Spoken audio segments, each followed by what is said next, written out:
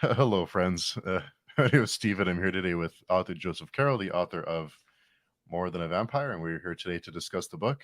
We will be discussing spoiler stuff, but we'll wait till the last few minutes to get into heavy spoilers. So we'll just talk about the book, and then we will warn you when we get into the spoiler territory. So, Joseph, you want to tell us about yourself? Yeah, my name is Joseph Carrel. I write under the pen name J.R. Carrel. This is the first novel of the of my extended More Than Human universe. So it's a dark fantasy. We start off following Simon in the early 1600s, and we kind of follow his life from there. Yeah, and when we talked before, we had the interview before. You had mentioned that you were gearing this up for a long series, for something that stretches many books. Yep. And as I was reading through this book, I could see all those seeds being planted for later. And it wasn't. And I know it sounds like that was like in an annoying way, but it was like in a I want to see what happens kind of way. Yeah, and that's that's kind of when. And last time we kind of talked, I said like when I kind of decided that I was going to go into this, I was I'm not a big plotter per se. Like I don't have these big outlines inside my books. It's more like a page of points that I want to kind of hit, but I do have an outline of several books that I'm going to do and kind of how I want to set up the universe itself. I do kind of have that plotted out, and I'm already book 2 is with the editor right now, and book 3 I'm about 30% of the way through or so. So I'm kind of putting pieces in there, and some you have to make some stuff pay off inside the book, but then I do want to leave these question marks for people, like, oh, who's this person, what are they, I'd like to follow them, and I got that out of some of my beta readers that was kind of asking them questions, and they're like, oh, I want to know more about this place and these people, and so hopefully it kind of worked out that way. Well, I was wondering how you kept track of everything, because there's a lot, especially for a long series. How were you keeping track of all these characters and interactions and everything? Well, through the first, I didn't find it too hard.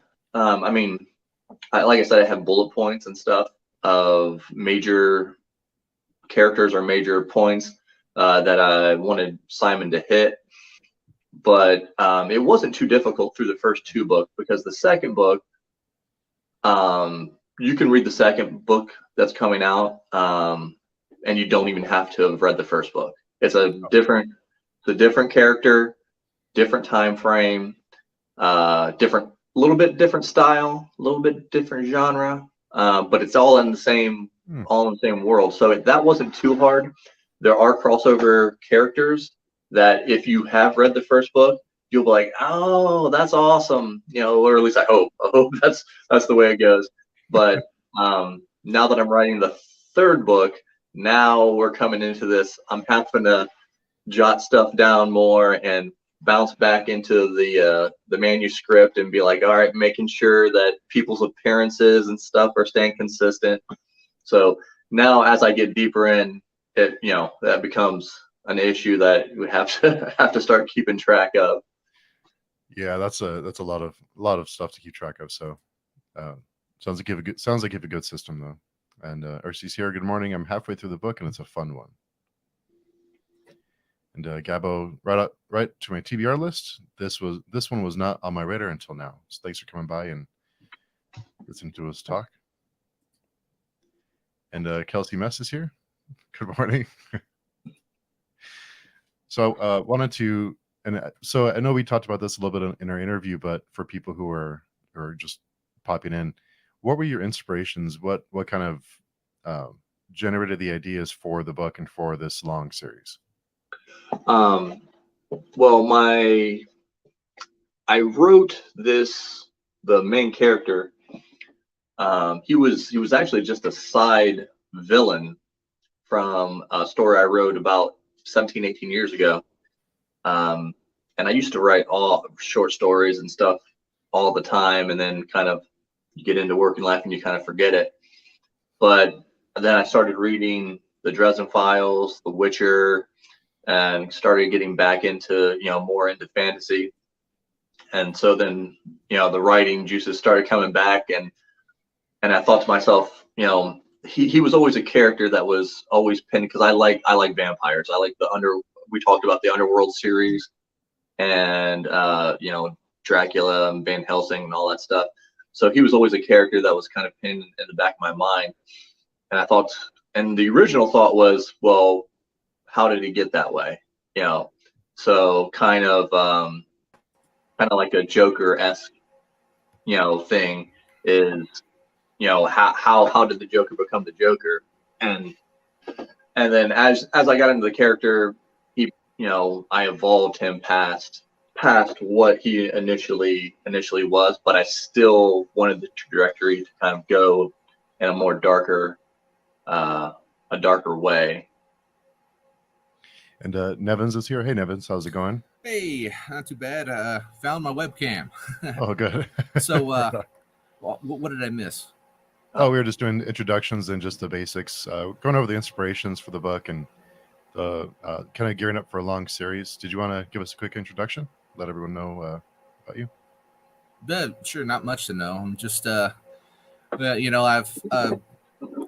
known Joe here for a long time, and we kind of spin ideas off of each other and everything, and so I'm kind of privy to the genesis of his stories, and for the most part, that's really about it right now. And just some rando. Rando. I'm just a rando too, so we're in good company. Yeah. So, did you have a question? Or I guess you probably know a lot more than the series than we do, because you're probably privy to some top secret information about the series. Maybe a little bit here and there. The biggest cheat code, for lack of a better term, I've got is I was around when he wrote the original treatment back in high school, and so that treatment had characters wildly different than what he's currently portraying them, but I don't know how canon that is. So hopefully a lot better than they were. Everyone's going to start somewhere, Yeah. Wasn't that bad? And just everyone who's just popping in now, we will do spoilers at the end. So we'll have just a small section at the end. It won't spoil anything for you. We'll let you know before we get into those, so you won't be spoiled. And author Priscilla Bettis is here. Hey, Priscilla, how's it going? Kelly Reviews, good morning. And Jay is here. We can start because, we can't start until Jay is here. And the backstory of Dracula is really cool. That is one that I thought was pretty clever. I won't say a whole lot about it yet. We'll talk about it later. But I thought it was pretty neat. It was something I wrote down as I was reading. Yeah, I was hoping, because I kind of felt like I had to kind of set some stuff up in a way to, and also, I have a plan to make these books also a certain size too. I'm not like going in, I'm like, all right, it's this many words and this, but I kind of have a feeling of where I want to keep these books at. And also I do that so I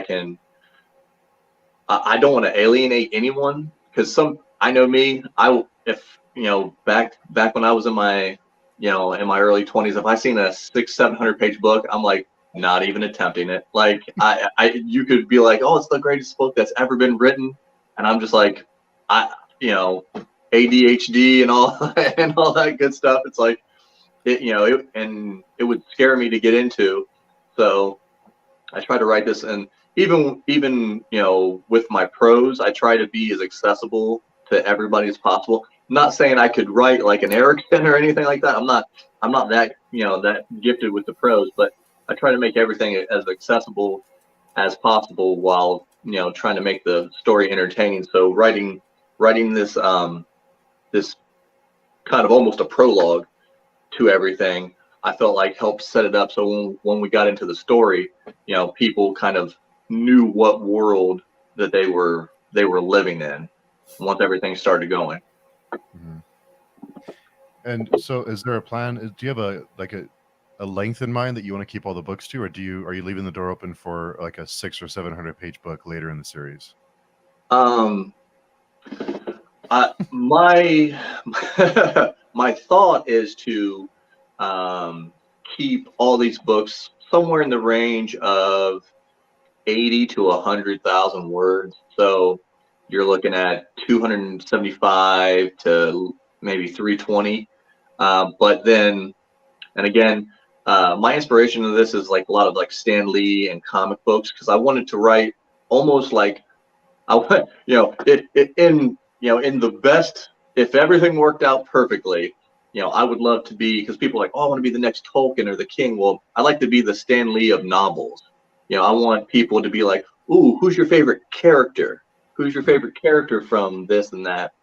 So at some point, there's going to be bigger crossovers where these characters that you followed you may follow these characters for a couple hundred, 150,000, 2 books, 3 books, and then they're all going to come together. So we might get a longer book once, paths start crossing. So just to interject also, what he said earlier when it comes to his lack of attention to larger books, that is in no way hyperbole. I fought him and argued with him for 5+ years to get him to start the Dresden Files. Well, they're not even that big actually, but that was just more of me being lazy at the time. Mm-hmm. But you got through Guardians of the Moon, so you should be okay. Yeah. Well, and that was the thing. Like, I think what really helped, and I've been building. I mean, Lady of the Lake, the last book in The Witcher, is a huge book. But then going through the Dark Tower, the last book in the Dark Tower is like 900 pages, and so Guardians of the Moon starts off that big. So it was at least I had been there before. It wasn't completely, not until you get into book 3 and 4 are you looking at books that you can stop doors with. Yeah, it could get pretty big. And is there any concern about so the second book has a different set of characters?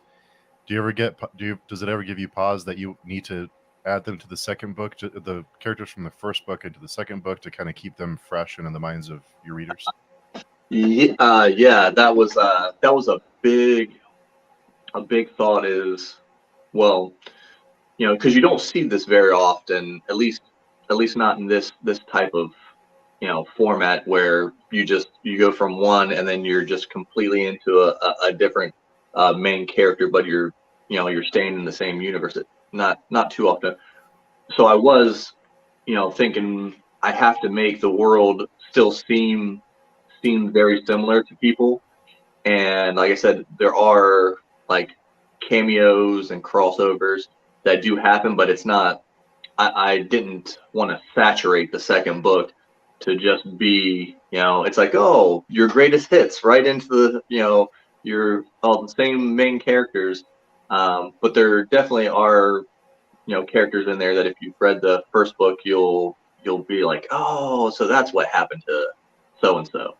I mean, wouldn't you say that so far the series is like kind of a loose anthology? I mean, you have consistent POV characters that you're going to have and everything, but it's kind of anthology-esque in that every few books you're going to have someone different.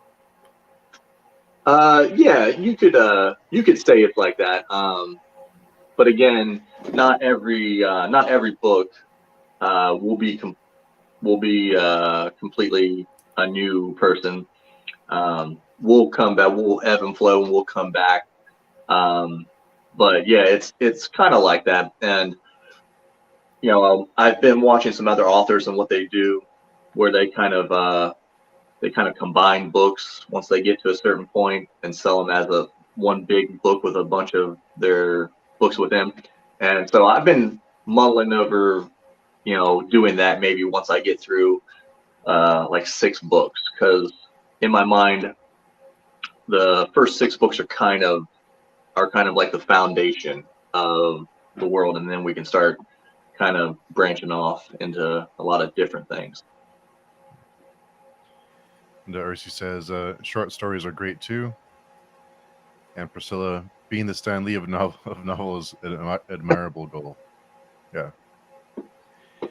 So from a storytelling perspective, what was the biggest lesson you learned writing More Than Vampire that you implemented in the second book? Well, the biggest thing is you just get better. You just get better at your craft. So I wrote a lot faster in the second book than I did in the first book. Because when I start writing, I write every day until it's finished, and then I can kind of take a little bit of a break. Just because I'm not one of those people like on Twitter, people be like, oh yeah, I wrote 7,000 words today. And I'm like, well, how'd you manage that? So I'm more of a kind of a grinding typewriter, so I write every day. And you just get better. And also you can, at least I felt like I can see easier ways to plug in characters now than I did when I first started, where I can see like, all right, this is going to work a lot easier, and it's not going to be so obvious on certain things, because I try to drop or throw up arcs throughout the book, and some of them will drop towards the end, and hopefully some people might be thrown off by it, but then as they think back, they're like, oh, of course that's what that was. But I'm trying to do that in all the books. I think Jim Butcher probably does that better than anybody, so I've tried to learn from him, where he's got 17 books going on, and there's still certain things where you're like, I know this is going to fall at some point. And our friend Stacey is here. Hey Stacey, thanks for Hello. making it today. I'm so sorry I'm late. No problem. Appreciate you being here. Yeah, and we're not into spoilers yet, so we're just chatting just general stuff about the book, and then the last 10 minutes or so we'll chat spoilers. But so just to not go to spoiler talk yet. I was following while I got ready, so. Oh, okay. And Kelsey says your second book was way more polished when it came to editing. Yeah, that's again, that's what some of the, I have a few beta readers who are pretty much following me all the way through, and I was happy to hear that. They're like this first draft was way cleaner than the first one we had to read. So I'm like, I guess it's just the more practice you do, the better you get at it. So, and that's another reason why I'm trying not to take long breaks, just to kind of keep the gears going. You've been writing since you were in high school, or even before that? Yeah, I started. Oddly enough, I started off as your weird poetry writing, teenage boy writing stupid poems for girls that he liked, and then I kind of graduated into writing stories about my junior year. I really started to get into writing short stories and even songs and all kinds of stuff. So do you have any songs that you wrote that you want to No. No. You're lucky I can't remember any of them. I don't want to flex the golden pipes. Yeah. Gosh, that was a long time ago, wasn't it? So one of the things I wanted to ask you, and Steve kind of touched on it a little bit about like what your inspiration was for it. We talked briefly at the Dark Towers, and you had said that you kind of think of it like a underworld type story, and it was so cool. Though in the underworld movies, you don't really get the family politics of it, right? And Yeah. here you do. It's very much about, it's kind of like a mafia, if you will. You know, each family is their, rules their own area. And so at the very beginning of it, you have, and this isn't spoilers because this is in the beginning, you have them established. And I really liked, um, one, the take on um, the Dracula story, and two, it was how these cabals were established based on, almost, uh, essentially geographically. Yeah. And I just thought that was so cool. So what was your inspiration for that idea? Because that's very different than an underworld and anything I've ever read or about. Yeah, because in Underworld they were vampires. all Eastern European or so, weren't they? Yeah. Yeah. I mean, the way I thought about it is like when I start a story, I think of first I think of a character, and then I can see the beginning, and then I see the end of the story. But also, especially with this first book, there's a lot of characters that I just, and I almost, basically, Dracula becomes a kind of a de facto character at the very beginning. He may or may not come up later, but I thought to myself, well, okay, as I'm writing this, okay, if I was Dracula, how would I do this? How would I set up an empire basically? And I thought to myself, well, with the underworld thing, it's just the old European old world and stuff. But honestly, in my universe, Dracula is one of the smartest beings in existence, and that's how he's been able to stay alive so long. And you kind of get a little bit of that in the book, where again, it's right at the beginning, so we're not spoiling, but he kind of tutelages under the early scholars, and you kind of get that mind that he wants to be the smartest person in the room wherever he is. And so I thought to myself, like, well, how would you do that? Well, you need people on all corners of the world. So that's why I kind of made it up that way. And then it kind of turned into that whole kind of mafia family, because as you give people area and they start expanding, there's gonna butt heads and things like that are gonna happen. Like it. And so before we get into spoilers, I wanted to ask you about the cover, because it's such a striking cover. So I know we talked a little bit about this before, but for people who aren't familiar with it. Yeah, the cover kind of it came about kind of a little bit out of necessity, because I was wanting this crazy big scope cover, color, full color and everything. And so I started, first I was thinking about, price and everything, but then I had somebody that I felt like I was going to be able to get a decent price on it. And then as things kind of progressed a little bit, I was just like, well, I want it to stand out. If people are scrolling through Amazon, or eventually, at some point, we'll get it into bookstores.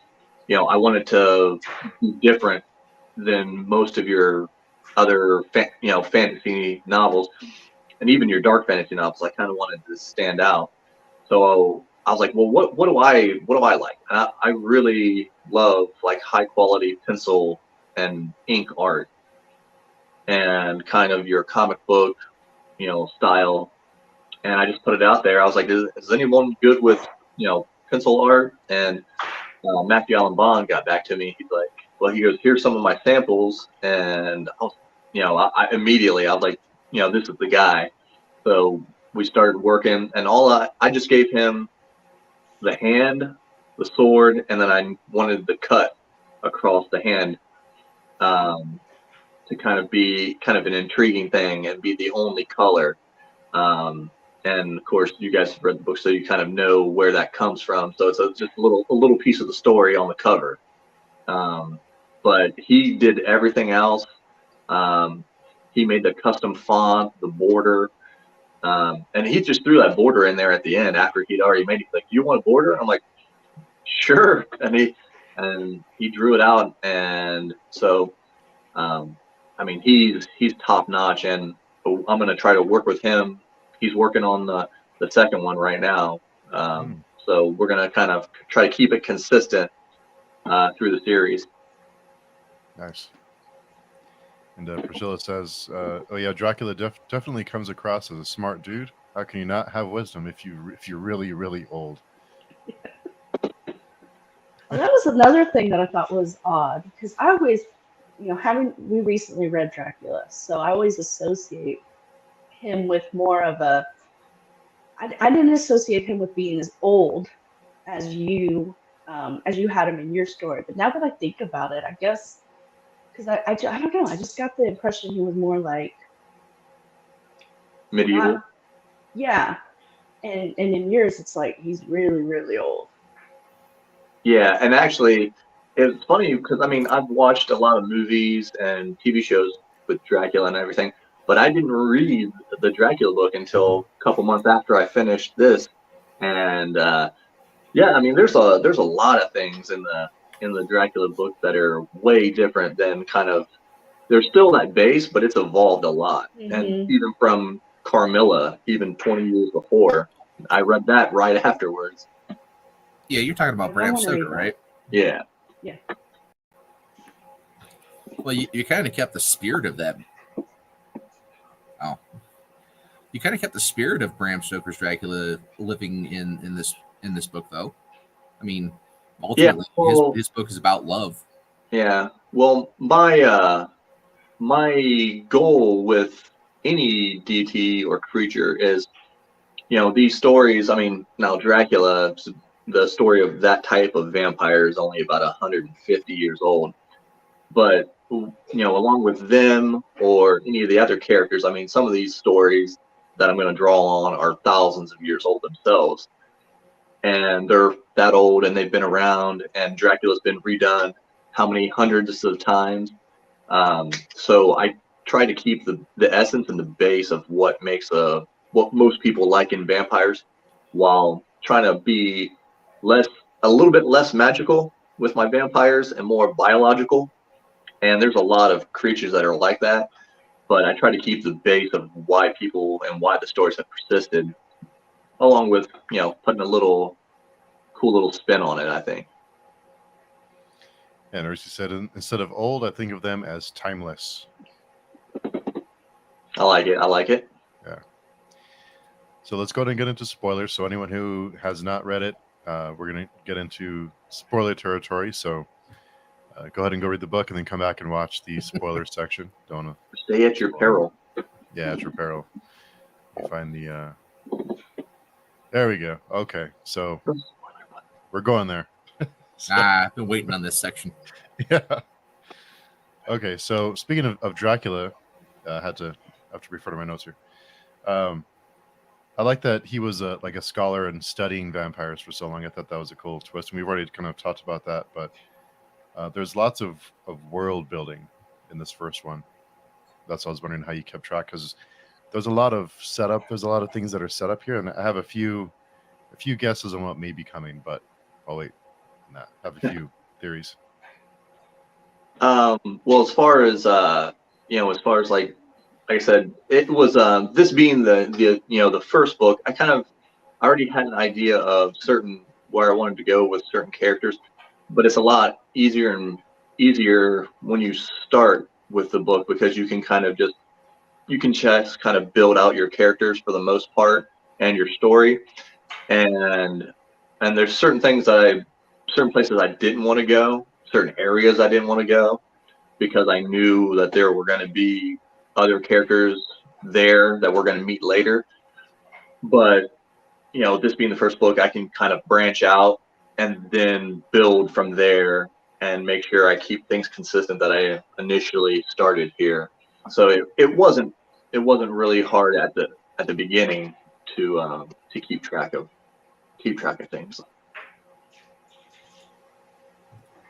And she says Simon's personality is so funny, and what inspired his personality? He's pretty cheeky. Well, that's there. Well, there's a little bit of inspiration, a little bit of Harry Dresden in him, but also I needed to make him that way because of where the story goes. Because I kind of, I wanted the story to, progressively get darker the further we went.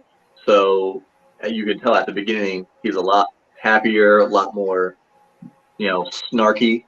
But then that kind of, as certain things happen, it kind of dies away and kind of gives way to more of a, he kind of gets a little more vicious towards the end. And he kind of had, and also you kind of had that dip down into where he kind of becomes a little bit more predatory, and then he kind of breaks out of that. So I like to, because I don't like my characters to be like OP and be able to. Simon is author inspired, let me tell you. Well, a lot of the a lot of the back and forth between Simon and Lena, that's me and my wife. That's 100%. I was gonna ask about that because I love that part, their banter back and forth. Just any of the little weird things where Simon, she's misses with Simon in certain ways. That's exactly how me and my wife's relationship is. I don't know. I don't think he listens to Lena as much as you do. I had to make it a little bit different. You're living vicariously through Simon. Got to break free a little bit. Yeah, and when they were talking about the level of brevity in Simon and everything, I just kept thinking, like, you can't really start grimdark because where you go from there? Pitch. Yeah, you can't go pitch black. But and that's another thing with with this story in general and the universe is I'm trying to make this closer, because like I said, I'm I like comic books and stuff like that, and I'm trying to make this closer to like a DC or an Image type comic where I'm not adding in gore and violence and sex and all that just for the heck of it, but I've always wanted everything to be real, as real as you can get. Once you have to just suspend your disbelief once you get in, and then you're like, okay, these are the rules, or it's close together. But things, if people get cut in half, you're gonna see certain things, or if people are in a relationship, things are gonna happen, and so I try not to shy away or censor too much. There's certain places that I don't see myself going, but I'm not going to censor myself much. Kelsey says, I terrorize him in real life so much more.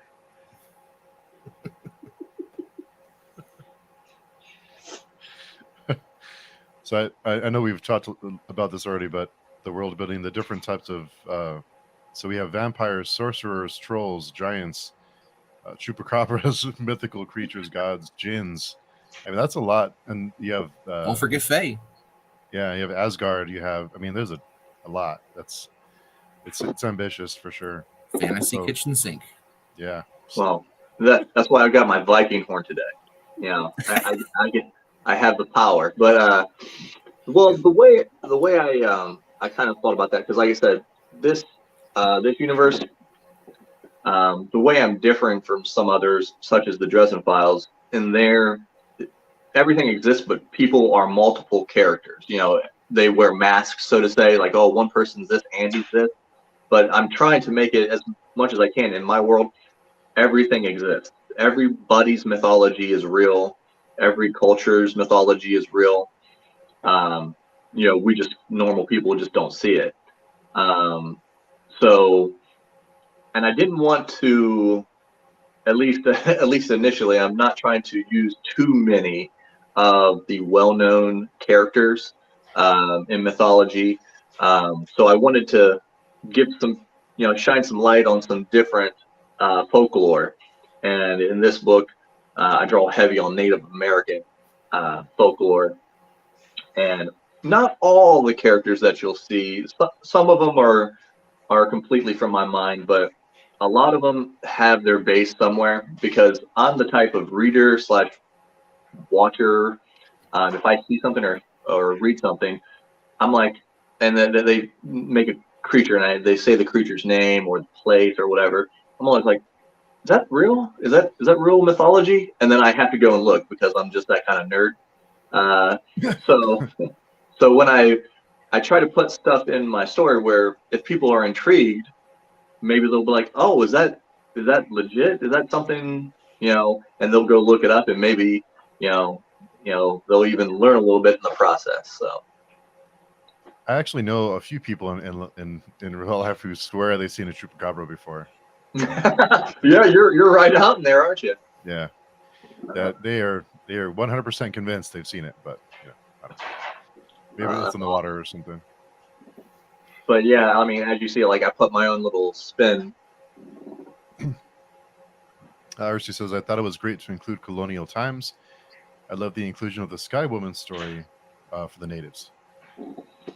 Yeah, and that's another thing that, I mean, at least from my reading, I like that I'm not super in depth into fantasy. I just came to it in the last 5 or 6 years to start really getting into it. But you don't see too much of like the Age of Discovery. It's a lot of medieval or urban fantasy, that kind of, because this just takes place like right on the edge of what I guess people would call like Flintlock. There's just a little bit before that, or right at the beginning. But yeah, I wanted to kind of shine a light on a little bit of a different time, and it took a lot of research too to make sure that all these cities and cities and towns actually existed. Just because I didn't I didn't want to be those people that come up in the comments and they're like Boston wasn't around until 1644 or 1632 or whatever. So I'm like, all right, I'm trying to stay on my P's and Q's, and also with the language, like I said, I tried to make the prose accessible for everybody, but also I was trying to make sure that words that I wrote in the book actually existed during the time. So that's a lot of that's the stop and go of my writing, is making sure that the language actually existed during that time. Wow, must be a pain. It's a lot of research. And I was going to ask you, are those pet peeves of yours as a reader? Yeah. When I see stuff and then if someone, and I'm like, that city wasn't even made for another 100 years, like, but little things will throw you out of a story. So I try to work out my own pet peeves out of the story as well. So I did have a prediction that Merlin will become a major player sooner rather than later. I'm trying to judge your reactions to see if I'm onto something here. Well, I can't give much away about future books. You already did. But well, and I will say this though. And there's not a ton of. I mean, there's a few scenes with wizards or sorcerers in this book, but and this is something I'm working on getting better at. But I was definitely afraid of writing magic, like hard, magic into the world, just because I feel like magic systems are really hard, and people tend to judge them very harshly, at least on YouTube, as I've seen in comments and stuff. So I've kind of been tiptoeing around. But again, he's a major player in folklore and mythology, so he may make an appearance at some point. May make an appearance. Fantasy kitchen sink, just saying. And Jonathan's here, Hattie. Thanks for coming by. And Derry's here. Hey, Derry. Football just finished, and my team scraped out an ugly win. I'll take it. A W is a W. Who day? Oh yeah, that's right. So that'll be the last question today. Is who was everyone's pick for today? I think I know who Joseph's picking. One of the quotes I wrote down that I thought was like one of those moments in like a movie when the music goes off in the background is the "I am the storm" quote from Simon. That was like a dun, Yeah. Well, and that's another way I kind of write. A lot of times, especially when we get close to scenes like that, or especially fight scenes, battle scenes, is I like to just kind of close my eyes and I like to see it, and I try to be as I want the reader when they watch scenes like that to feel like they're in it, to feel like they're in the background, or they're watching from a hill, and even though we're kind of in first person, I want you to feel it. And also everybody likes good quotes and and stuff like that. So I try to find spots, but I don't want to oversaturate it. But yeah, some people take battle different ways. They want it to be very simple, not too described. I'm probably a little bit more on the describing end of it, but I think at least for me, that's what I like, because I like to see if he's moving to the right.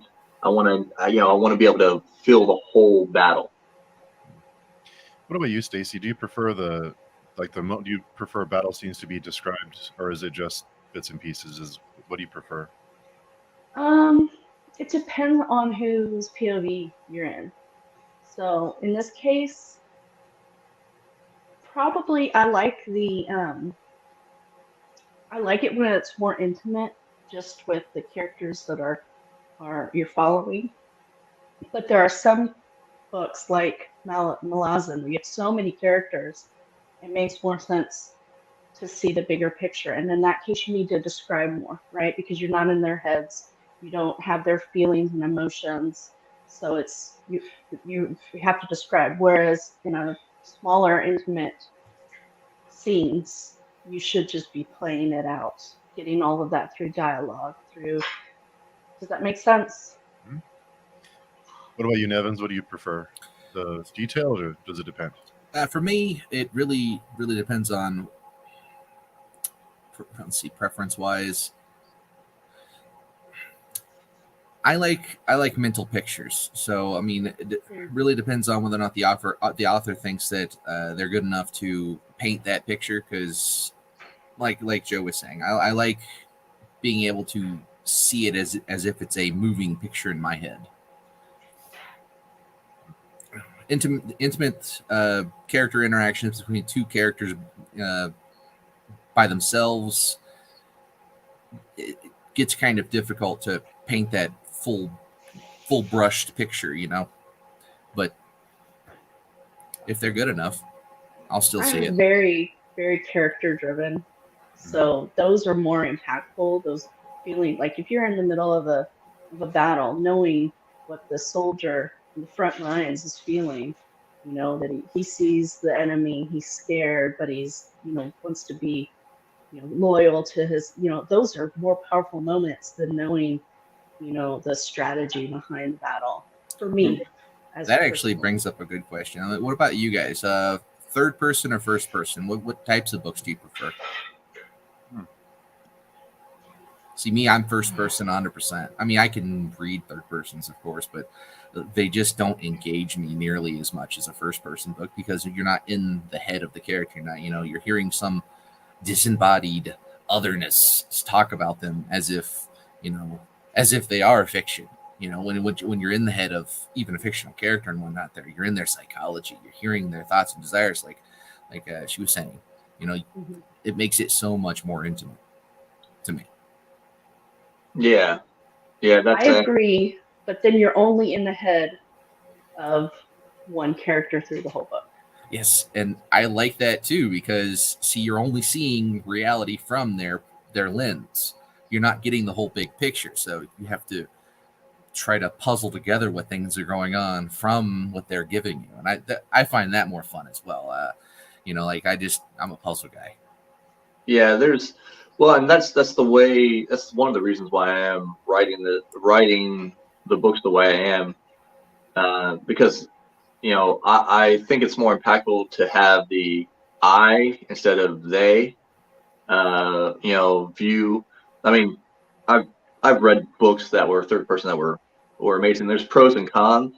You can definitely paint a fuller picture in third person and give you, which sometimes you're like, oh, this character doesn't know that this is going on. They're going to run into this, so that can help you with like anticipation on certain things.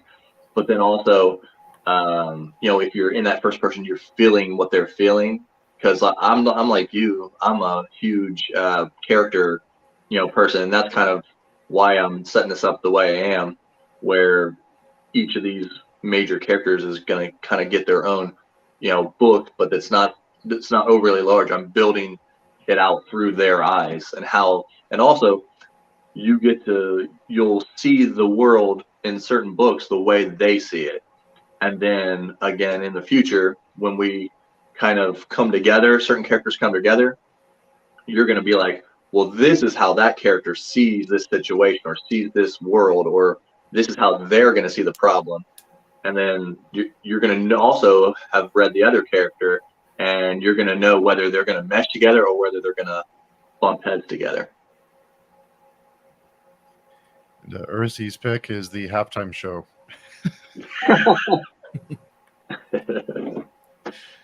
Darius says, good quotes stick in the head. They have huge value. Mm-hmm.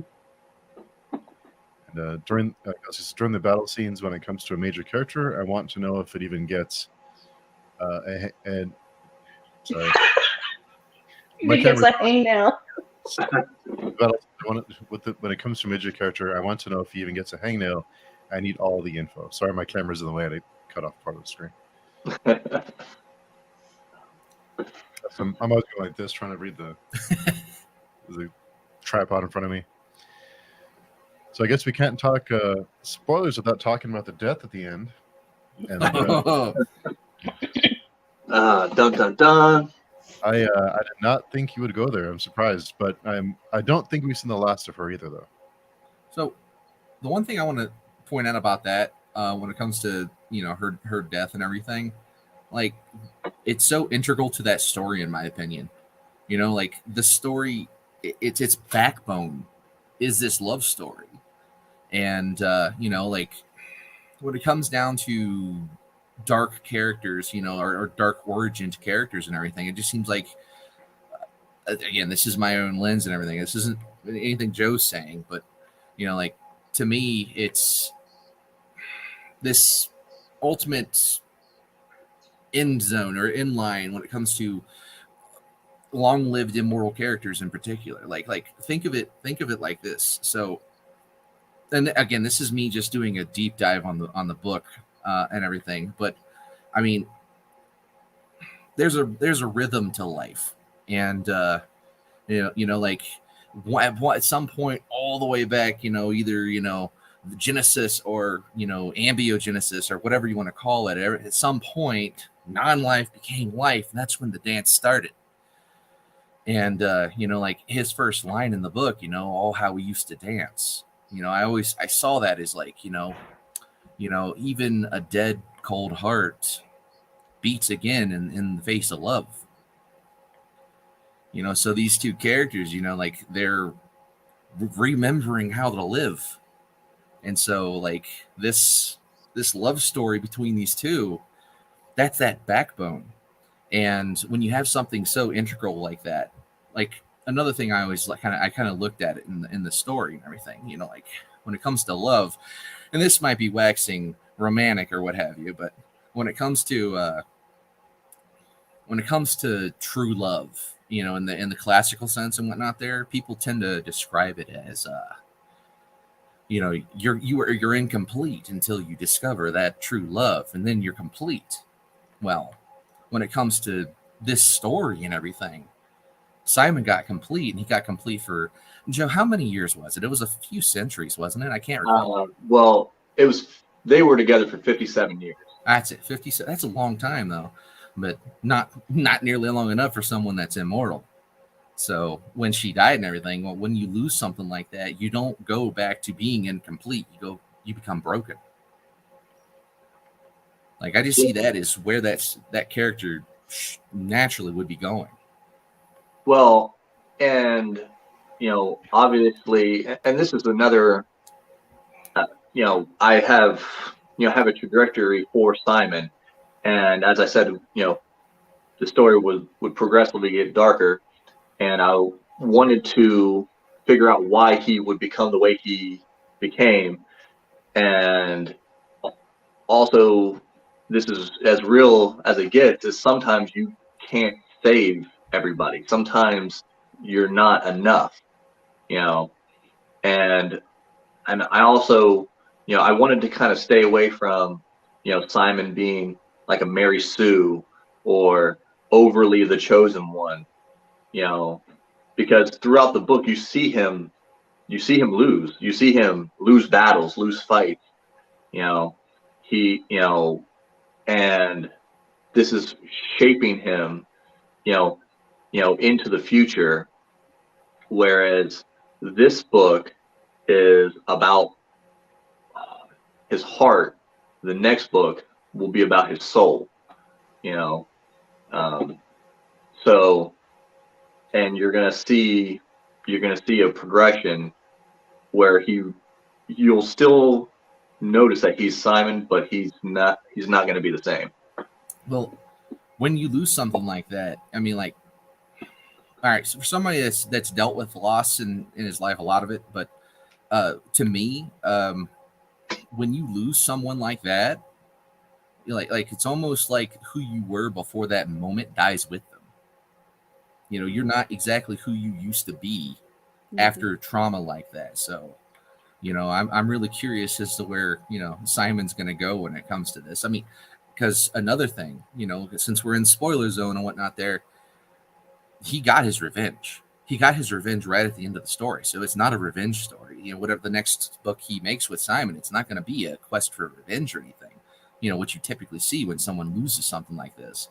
It's almost, the fallout of realizing, like, what do I have left? I guess, for the for a vampire, someone that has forever is forever worth living through with after this point. Again, yeah, he no longer has purpose, right? He doesn't have his love. He doesn't have revenge. Where that's a good thing. I didn't even think about it. Like, where does he go from here? Exactly. That's I'm very curious to see that. Well, I will say that the third book is the continuation of this. So I'm writing that as we speak. And that's the big thing. It's like, where does he go? He's kind of that man without a home now. He doesn't have Lena. He doesn't have his cabal. He's been doing this for over 250 years. This is all he's known. So where, and, as Nathan said, it's like, he got revenge, so what's the next step in life? What can you do? So, and that's also going to have ramifications throughout the More Than Human universe. So, a question. I didn't actually read this thinking, or at any point did I think, oh, this is a villain origin story like you brought up. And so now that you said that, it makes me wonder where it's going to go. I mean, Joe, well, you take this. You're the author. I mean, yeah. So our character is a lot different than the original character that I wrote, and Nathan and maybe one other person has ever read that. So it was kind of just that starting off point. So he's way different, but going into the next book, you're going into the next book.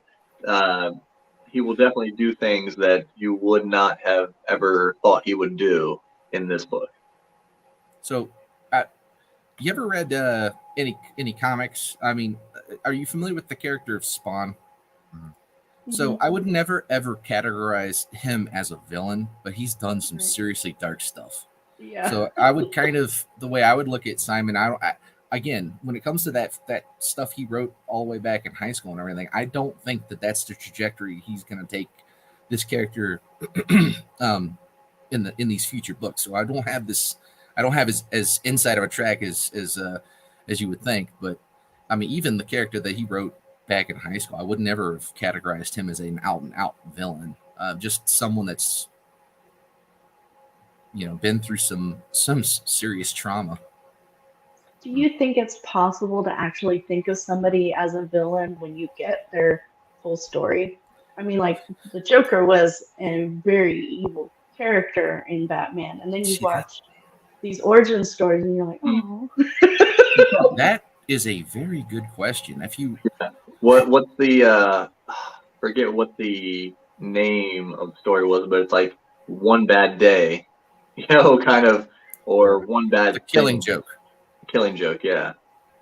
You know, it you know, is when you, and especially, I mean, they kind of tried to do it a little bit with Thanos, but I still feel like, you know, he still leaned way towards the villain aspect, but they tried to make you kind of feel for him. He was holding the villain ball though. Like his whole plan was so stupid. I have infinite resources. I'm going to kill half of everything instead of doubling the resources. Right? Like, they didn't want to go down the original comic route because it would have totally thrown off like non-comic readers. Because originally it was like, you know, I just love death because death is a real anamorphic personification in Marvel. So he's like, I love this lady named Death. I need to kill everything so that she'll like me. Basically. But yeah, like, and through, you know, and throughout this book is, you know, Simon, you meet friends of Simon, you know, throughout the book, but then he also builds friendships and even family, you know, through Squanet, Mashope, the Oduwas, and, you know, and that's, you know, I think I love stories like that where it's not really a found family thing, but I love when people kind of build friendships throughout, and that's also, you know, how he's able to accomplish, you know, getting to Mott at the end. Is there's no way he would have been able to do it on his own. I mean, he's just, you know, I'm not trying to create these OP characters, you know, so, you know, he needed help in all these different ways. And again, those things will, you know, follow him through into, you know, future stories. Yeah, I think he's gonna have to repay that debt in ways that he didn't expect. But Darius says, I agree that you don't go back to incomplete, you become broken. And Jonathan has a question. The vampire question. For me, I guess it depends on how old you appear to be when you become a vampire. But if you had a choice, would any of you want to not physically immortal? Oh, that's always it's always a hard question. You know, you're like, oh, it would be great to be, you know, 25, 30 or whatever forever. How much could you see and stuff? But then would you ever accomplish anything? You know, because you always have time. So depending on your, yeah, and maybe you would change over time. Maybe like me now, I love to be moving forward and doing things. But if I knew I was going to live forever, would I push myself as hard to do things? You know, because it's like I got all the time in the world. If it takes me 100 years, it takes me 100 years. You know, would you ever really finish anything? See, that I think that's a natural evolution of that, though. So, for me to answer that question, it would really fall down on whether or not I would be getting biological immortality or complete immortality. See, I don't care if I were to get immortality. I want to have the choice to be able to check out when I want to check out. But like, how long is an hour to you guys? How long was an hour when you were 5? Your perception of time changes as you age. So the older you get, the more chunks of time mean as how can I word it? The less the chunks of time mean. So yeah, 100. You'd be like, oh man, I'm 1,000 years old. I got 100 years. Oh God, I've got 100 years. That's no time at all. And and that comes into play later in some of some of these stories.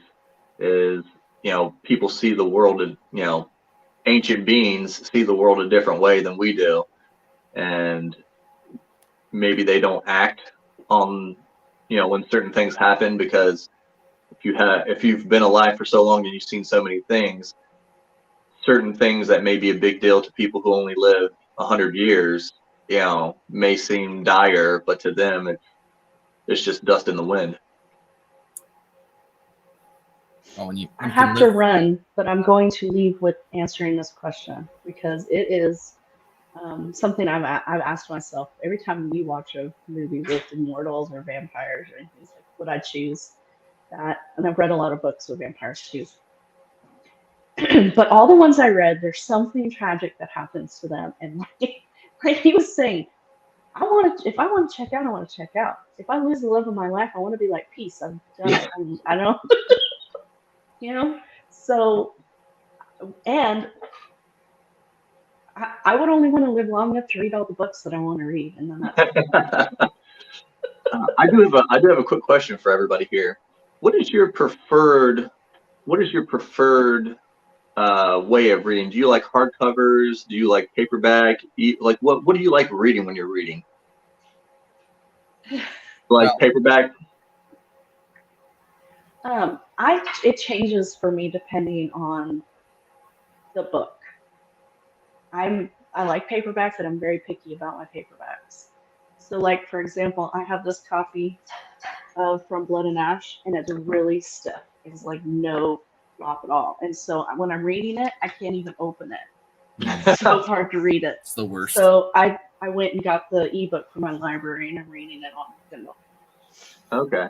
Well, everyone who's joined Steve, Stacey, I'm gonna send you guys as soon as the printing starts on the second book. I'm gonna send you all a signed copy of whatever you prefer, hardback or paperback.